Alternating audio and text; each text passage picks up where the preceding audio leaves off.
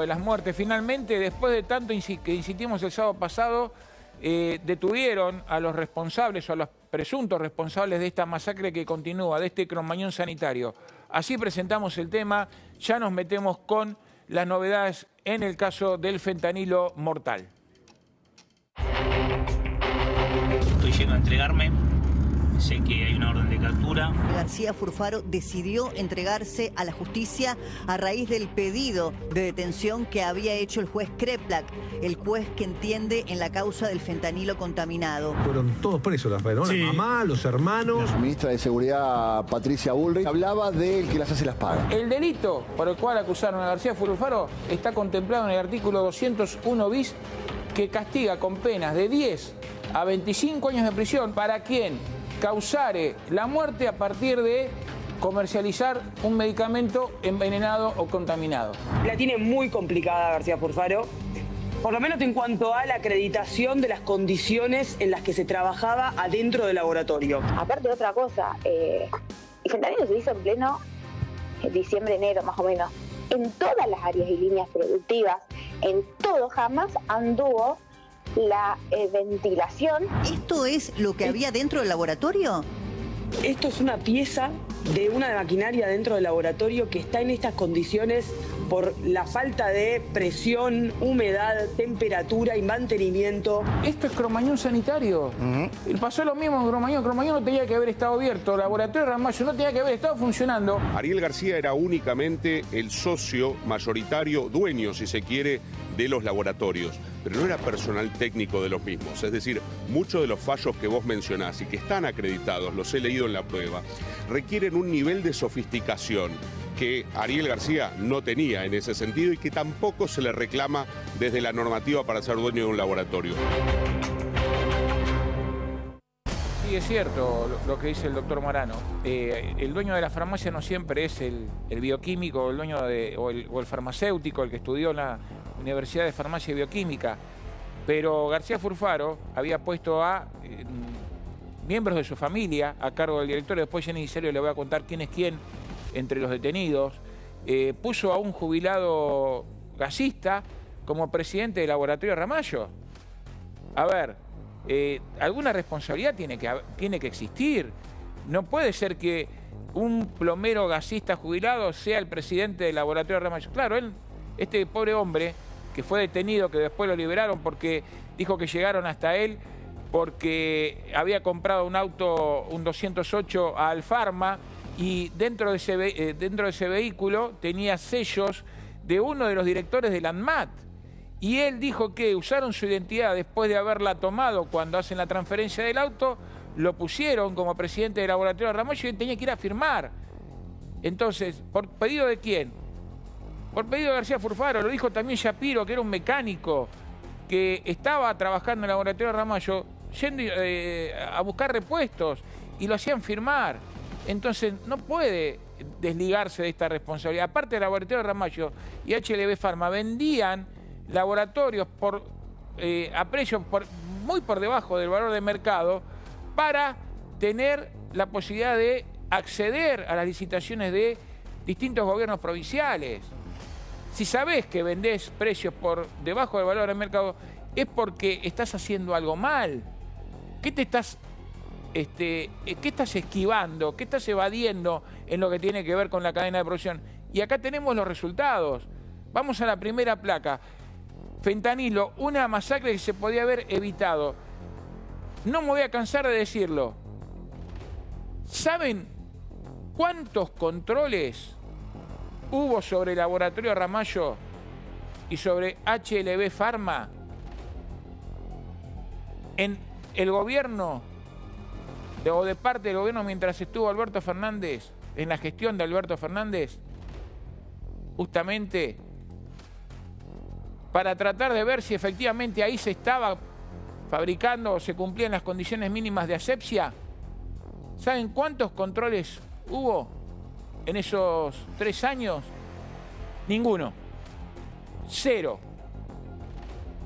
Nadie controló a HLB Pharma, a pesar de que en 2023, acá lo dijo Florencia Prieto, hablando con Horacio Cavac, hablando también con María Laura Santillán, el miércoles pasado. Florencia Prieto, que es una infectóloga que trabaja en un centro, en una clínica privada de Concordia, dijo que habían encontrado ampollas de dexametasona contaminada con Ralstonia. La Ralstonia es una de las 2 bacterias que causaron las muertes en el hospital italiano de La Plata.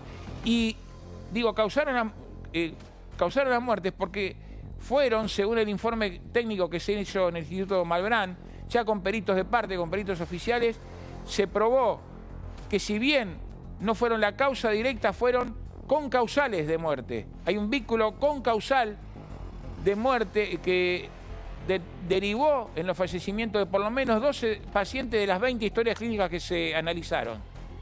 Otro detalle. En tema de la sombra narco, nosotros habíamos hablado la semana pasada que había una conexión con la efedrina y la matriz de la muerte. Este hombre, García Furfaro, se los recuerdo, había sido justamente uno de los defensores de los dueños de el laboratorio Apolo, muy vinculado con la causa de la efedrina y sobre todo con Mario Segovia, el rey de la efedrina. Esa matriz justamente se repite ahora también, porque según consta en la causa que sigue el juez Ernesto Kreplak, se estableció que en abril pasado, a mediados de abril pasado, desaparecieron 5 kilos de fentanilo. El fentanilo viene en polvo y se utilizan no microdosis, nanodosis, todavía más chicas que las microdosis, que se ponen en una solución acuosa y esa solución acuosa se envasa en ampollas. Esas ampollas son las que se utilizan como anestésicos para pacientes que van a ser operados o que van a ser intubados. Bueno, desaparecieron 5 kilos. ¿Saben cuántos kilos utiliza la industria de los laboratorios en Argentina, la industria farmacéutica en nuestro país, por año para producir ampollas de fentanilo? 1,2 kg. O sea, en un solo acto, García Furfaro hizo desaparecer 5 kilos de fentanilo. Lo que la industria farmacéutica argentina casi consume en más de 4 años. ¿Dónde está ese fentanilo? Bueno, ahora la Procunar va a investigar a García Furfaro por presunto tráfico de precursores químicos. Les recuerdo algo también. El fentanilo es lo que está provocando miles de muertes en los Estados Unidos, decenas de miles de muertes, la causa de la gran epidemia de los hombres zombies en Estados Unidos. Y acá desaparecieron de la nada 5 kilos. La única constancia que hay es un acta notarial firmado por un escribano. Ese es uno de los temas que quería remarcar.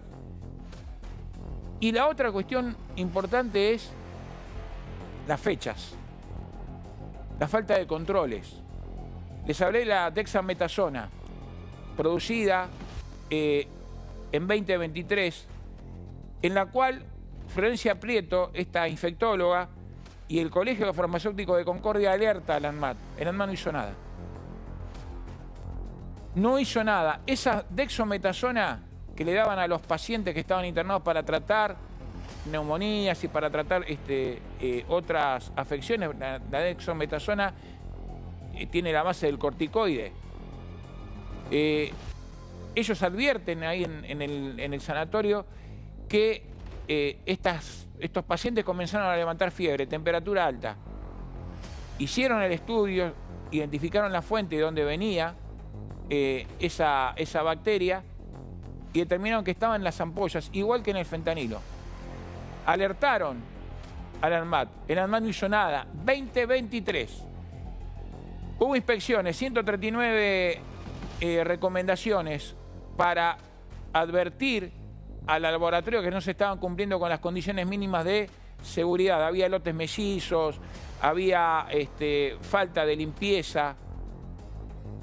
Y otro detalle, 125 expedientes clausuratorios.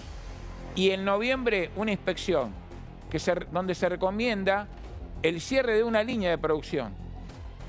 El 5 de diciembre ya se hace el acta. ¿Saben cuándo se hizo o se elaboró el lote 31202 con las ampollas de fentanilo que terminaron siendo con causales de muerte? El 18 de diciembre. ¿Qué pasó en esos 13 días entre el momento en el cual se recomienda la clausura y el 18 de diciembre? Cuando se elabora este lote de ampolla de fentanilo mortal, repito, mortal. Hubo 13 días, pero les voy a decir algo peor.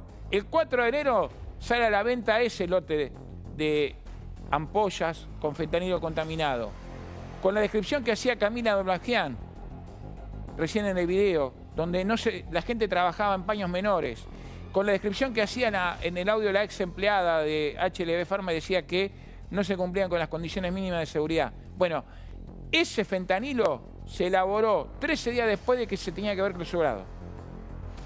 12 de febrero se hace justamente el acta para firmar la clausura. Tarde. Las ampollas con fentanilo ya estaban en la calle. Jenny Di Serio, buen sábado, bienvenida.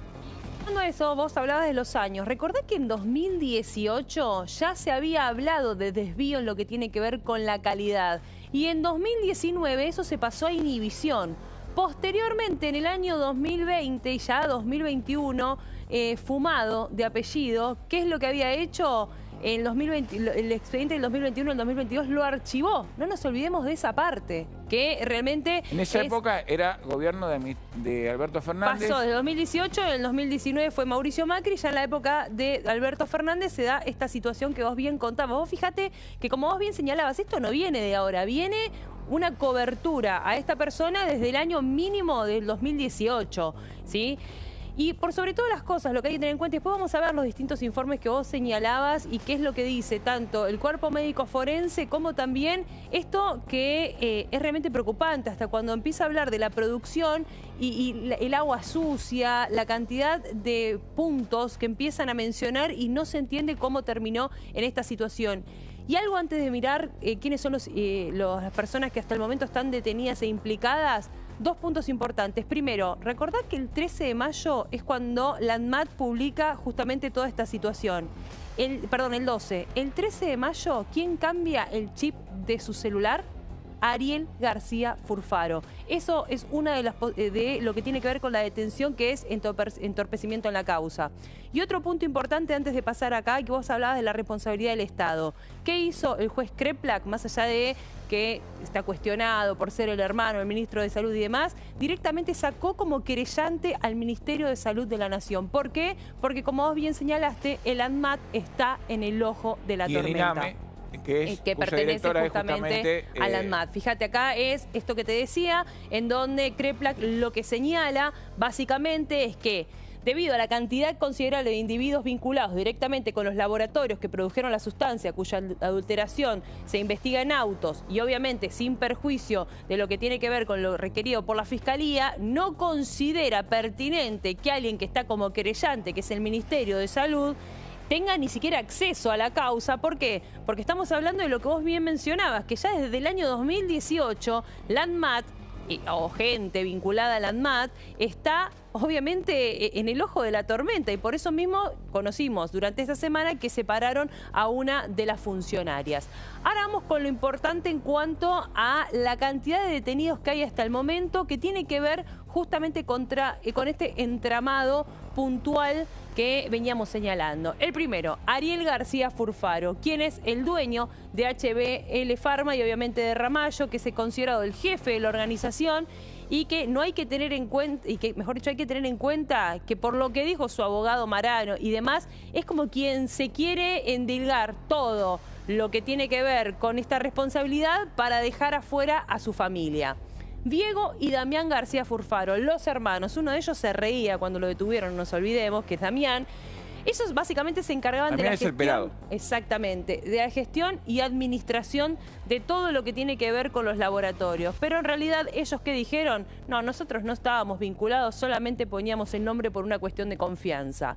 Lo mismo Nilda Furfaro, vicepresidenta y accionista. ¿Y la mamá? Es la mamá, 68 años. No nos olvidemos que hasta la abuela estaba Olga Arena. involucrada exactamente en esta situación, que no quedó detenida, y Nilda Furfaro, que fue liberada tras declarar. Javier Churran, siempre lo digo mal, director general de FIF, y obviamente lo que hacía era firmar autorizaciones. Y acá viene puntualmente exactamente lo que vos venías a decir. Gente que en realidad básicamente ponía el nombre, cobraba un sueldo y eran jubilados y demás. Y acá vienen otros responsables que son básicamente los directores técnicos que avalaban la producción, que es Carolina Ansaldi, Víctor Boccaccio y José Mayorano. Y por otro lado está Horacio Tallarico. Pobre Vos hombre. bien lo mencionaste. Presidente formal de Ramallo usado como prestanombre. Jubilado, cobraba un sueldo. Vos habías mencionado puntualmente que en el auto le encontraron los sellos. Uno falsificado y uno que era real. ¿Era real? Uno era real y otro era falsificado. Estamos Eso me hablando, dijeron a mí. perdón, es decir, no quiero dejar pasar por alto esto.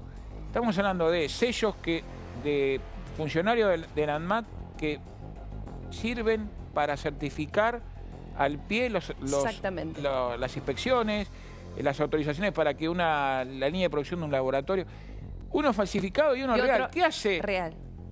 Todavía hay muchas preguntas por responder, pero ¿qué hace un sello de un funcionario de la ANMAT auténtico en el auto de un jubilado que es... En este caso este es Labruciano. Horacio Tallarico. ¿Qué hace?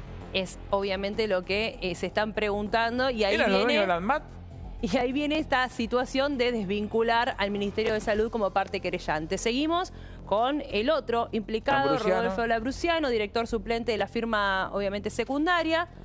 Y ahora vamos a ir parte por parte con las declaraciones, obviamente lo mínimo, para ir dándole conocimiento a la gente de lo que se desarrolló durante esta semana.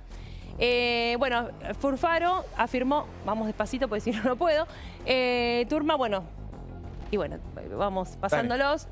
Que justamente tiene que ver con lo que fueron declarando. Horacio Tallarico, que admitió ser el presidente justamente de Ramallo y que al mismo tiempo se le encontró esto que te estaba contando, pero él dijo, soy jubilado y en realidad prestaba un nombre. Él mismo lo termina declarando más allá de que se descubrió. Furfaro Damián dijo que solo había, obviamente que tiene que ver con que ponía el nombre, que había una cuestión de confianza y no pasaba más que eso, pero que en realidad él no tenía vinculación con lo que pasaba dentro de la empresa. Lo mismo dijo Diego Furfaro, que ocupaba las tareas administrativas y de compras, pero que en realidad él se dedica a otra cosa. ¿Tiene una verdulería? Bueno, todos, a ver, vamos a empezar, si Bueno, vamos a tiene una rememorar verdulería. eso. Los tres eran dueños de verdulería, no nos olvidemos que Ariel García Furfaro estuvo detenido 7 años por un homicidio, se recibió de abogado dentro de la cárcel y de repente cuando salen eran dueños de laboratorios, ¿sí? Y cómo lo terminan comprando, cuando se regalaba básicamente un laboratorio, como dijiste, al mejor postor, y a partir de ahí hubo una palanca política para que esta gente termine vinculada en esta situación, ¿no? Ninguno tiene idea acerca de lo que tiene que ver con un laboratorio, esa es la realidad. Después Churran, sostuvo que era consultor externo desde hacía pocos meses, básicamente también se terminó desvinculando. Y vamos a lo de Nilda Furfaro. Ella, claro, dice, yo ocupaba cargo solo por la confianza que tenía en mi hijo y las funciones reales básicamente tenían que ver con firmar papeles. Es decir, se desvinculó por completo. Esa es la realidad. Y después Ariel García Furfaro, que se endilgó toda la culpa a él, que básicamente dijo, me quieren ver preso porque ahora está gobernando Milei.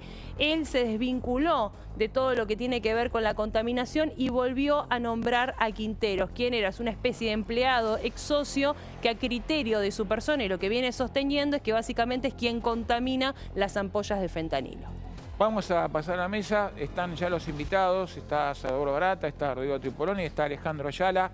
Con Barata y con Tripoloni vamos a hablar de lo que pasó en Independiente, de lo que pasó también, lo que está pasando, la otra masacre, están matando policías, siguen los hechos de inseguridad, pero quiero hablar primero con Alejandro Ayala. Alejandro Ayala es hermano de Leonel, es uno de los primeros fallecidos por el fentanilo contaminado. Estaba internado Leonel en el Hospital Italiano de La Plata Alejandro, ¿cómo viviste después de tanto tiempo que pasó, tanto reclamo que hiciste, las detenciones de los acusados por el tema o la sospecha de que habrían permitido la contaminación de ampollas de fentanilo? Una de ellas se la dieron a tu hermano, con bacterias a partir de no guardar las condiciones mínimas de asepsia en la línea de producción. Gustavo, gracias por la invitación. Saludamos a toda la mesa. Lionel no fue uno de los primeros, tal vez uno de los primeros casos que salió a la luz por las fuerzas de las familias y bueno, por las conexiones también que fuimos dando el día a día y también por tener esta voluntad de afrontar la situación día a día. Pero recordemos que esta distribución de este fentanilo contaminado con bacterias salió a la distribución el 4 de enero y ya hay casos en el país en esas fechas que se están investigando. Sí, sí. Entonces acá el espectro es mucho más amplio. ¿Cómo nosotros lo tomamos esta última noticia que reporta el informe del Instituto Malbrán y el Cuerpo Médico Forense? Lógicamente que ya se hablaba de esta mala producción, de las malas prácticas de manufactura en la producción de estos medicamentos, de la falta de condiciones, del desvío de calidad. El Instituto Malbrán determinó de que las bacterias que estaban dentro del fentanilo, recién lo decías, Gustavo, son similares a los que estaban en los hemocultivos de nuestras familias. Por otra parte también de que determina este informe del Malbrán de esta última semana de que los laboratorios violaron todos los procedimientos por el cual se llevaron a cabo la producción de ese fentanilo. Exacto. Ahora, ¿tu hermano estaba internado en el Hospital Italiano de La Plata? Sí. Sí, estuvo internado 30 días en total. El otro día vino acá Adriana Francese, tuvo también Soledad Francese, madre y tía de Renato, que creo también estaba junto con tu hermano internado en el Hospital Italiano de La Plata. La pregunta es, ¿cómo se enteran? Porque esto recién, Jenny, decías en mayo que salió a la luz y vos también lo marcabas, ¿no? ¿Cómo se enteran de que tu hermano lamentablemente falleció no por la patología que tenía, sino porque le habían dado fentanilo contaminado? El 13 de mayo nosotros conocemos por los medios de comunicación el tema de la denuncia que hace... ¿Cuándo murió tu hermano? El 12 de abril. Fallece el 12 de abril. Hubo un mes en donde nosotros habíamos como procesado de que la muerte de Lionel fue por la pancreatitis y por el paro cardiorrespiratorio que describía el acta de defunción. Pero una vez que se da la luz... Y la epicrisis que te dan ahí en el hospital. Sí, sí, total. Una vez que sale a la luz este tema, nosotros empezamos a ver la historia clínica de Lionel. Tenía la bacteria del fentanilo, la Klebsiella pneumoniae MBL. Su última semana había recibido fentanilo como tratamiento porque había salido de una cirugía programada, por supuesto. Y tenía las complicaciones que reporta la muerte agravante por el fentanilo, que fue sepsis generalizada y fallas multiorgánicas. Entonces, con toda esta información, nosotros fuimos al Hospital Italiano a hablar. Pero el 14 de mayo a nosotros nos niega la información. No nos brindaron la marca y los lotes, sí, no nos brindaron. Entonces, tuvimos que acceder al poder legal de la abogada para que nos puedan entregar la información correspondiente y recién el 10 de junio nosotros tuvimos la información fehaciente por parte del hospital. 2 meses después de que tu hermano fallece, se enteran efectivamente que él murió, en parte por la patología que tenía, una pancreatitis, pero también muere porque le habían dado fentanilo. Ahí hay un tema muy importante, porque esta relación concausal que define el cuerpo médico forense define o puede atribuir a la defensa un gran espacio de fundamentación que puede llegar a argumentarse de que las muertes por este fentanilo contaminado agravó o aceleró las muertes que ya estaban destinadas. Entonces, es que básicamente en la declaración Furfaro señaló esa situación, que no fue culpa, más allá de que él habla que es culpa de los laboratorios y los hospitales, porque eso es lo que dice en su declaración, justamente utilizó por parte de la defensa lo que vos bien señalás, que la muerte lamentablemente de sus familiares, más allá de que la de Lionel no está en el informe de estos 20 que al menos hicieron durante esta primera etapa, que básicamente sucedió esto, ¿no? Que ellos ya estaban destinados lamentablemente a la muerte ante la situación y la patología que tenían. Esto, Gustavo, nos preocupa tremendamente, porque vos hablabas del código del 200, artículo 201, acá tenemos un abogado, se lo voy a preguntar también. La verdad es que esto puede llegar a disminuir la pena. No hay una relación causal, sí, pero no es exclusivamente que el fentanilo les provocó la muerte.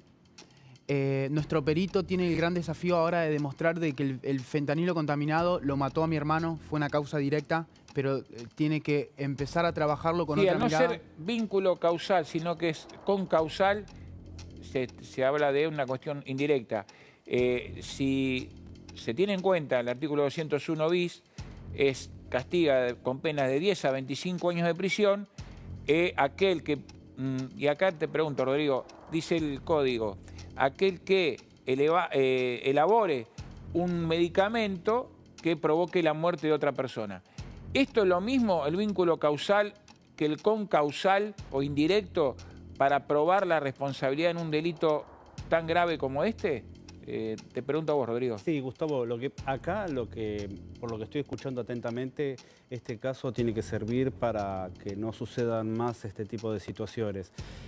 Obviamente que van a tratar de evadir la responsabilidad y yo me pregunto, ¿cuál es la diferencia de una persona, te lo comento, ¿no? Una persona que tiene una enfermedad terminal y viene un delincuente y lo asesina un disparo al corazón?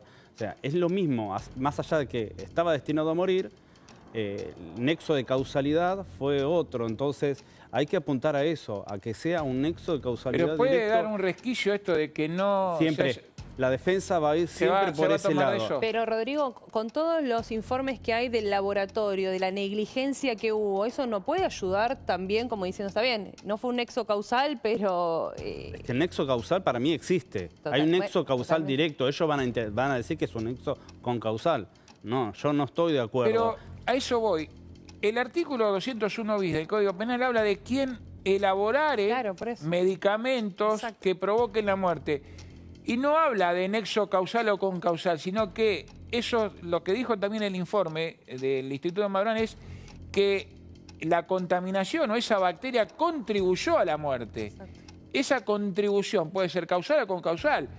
Y no especifica el artículo 201 bis, cuando habla de castigo de 10 a 25 años de prisión, esa diferencia, yo sé que se va a agarrar, pero ¿puede haber una posibilidad ahí? ¿Para quién? ¿Para la defensa? No, para la acusación, para la familia. No, la acusación, o sea, si yo estuviera frente del caso, no paro hasta que sean todos condenados. No hay ninguna duda que tiene que llegar esto a juicio y todos ellos recibir la pena máxima. Pero obviamente que van a tratar de utilizar todos los artilugios legales para tratar de evadir la responsabilidad. Yo entiendo que en este caso no tienen manera, pero bueno, es la justicia. Si la justicia y tantos otros han mirado durante tanto tiempo para otro lado, no puedo aseverar nada. La realidad es eso, que me preocupa que esto se diluya en el tiempo, pero bueno, como ha sucedido y sucede con tantos otros casos en Argentina. Espero que este no quede impune. Alejandro, ¿te sorprendió que detuvieran esta semana a García Furfaro y al resto de los acusados?